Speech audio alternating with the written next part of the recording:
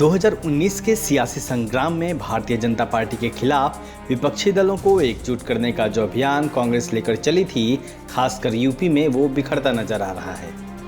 उत्तर प्रदेश में कांग्रेस पार्टी जिस तरह से टिकटों का बंटवारा कर रही है, वह महागठबंधन के लिए मुश्किल पैदा करने वाला है।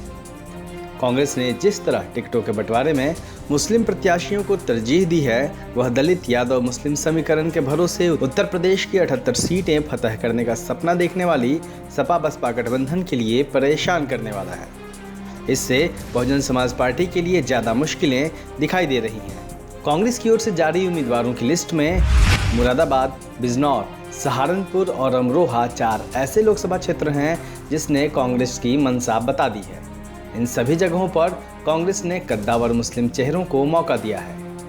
कांग्रेस पार्टी ने मुरादाबाद से जाने माने शायर इमरान प्रताप गढ़ी, बिजनौर से नसीमुद्दीन सिद्दीकी, सहारनपुर से इमरान मसूद और अमरोहा से राशिद अल्वी को टिकट दिया है। ये चारों सिर्फ प्रत्याशी भर नहीं हैं, बल्कि इनकी अपनी एक अलग खास पहचान भी है। इमरान प्रताप गढ़ी मशहूर शायर हैं और जनता के बीच उनका क्रेज काफ़ी है। नसीमुद्दीन सिद्दीकी कभी मायावती के राइट हैंड कहे जाते थे और यूपी के कुछ खास क्षेत्रों में मुस्लिमों के बीच उनकी पैठ से इनकार नहीं किया जा सकता। तो वहीं इमरान मसूद पश्चिमी उत्तर प्रदेश में कांग्रेस के सबसे मुखर चेहरे के तौर पर उभरे हैं। इसी तरह राष्ट्रीय प्रवक्ता होने के नाते राशिद अल्वी पूरे देश में अपनी पहचान रखते हैं। अल्वी एक दौर में बसपा में भी रह चुके हैं। इन चारों सीटों के समीकरण को देखें तो गठबंधन के लिए विपरीत परिस्थितियां पैदा हो सकती हैं। इन चारों लोकसभा क्षेत्रों में मुसलमान वोट निर्णायक भूमिका में है।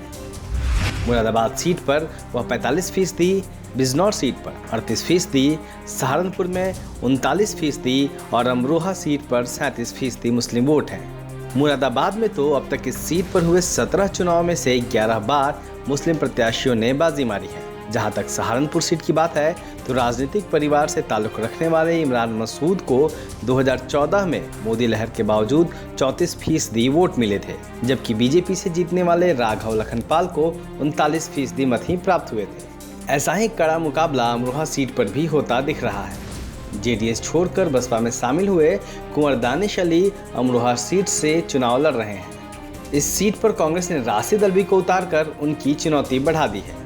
ऐसे में इन दोनों की लड़ाई में बीजेपी को भी बड़ा मौका मिल सकता है। अब सवाल है कि कांग्रेस आखिर महागठबंधन और खासकर मायावती को नुकसान क्यों पहुंचाना चाहती है।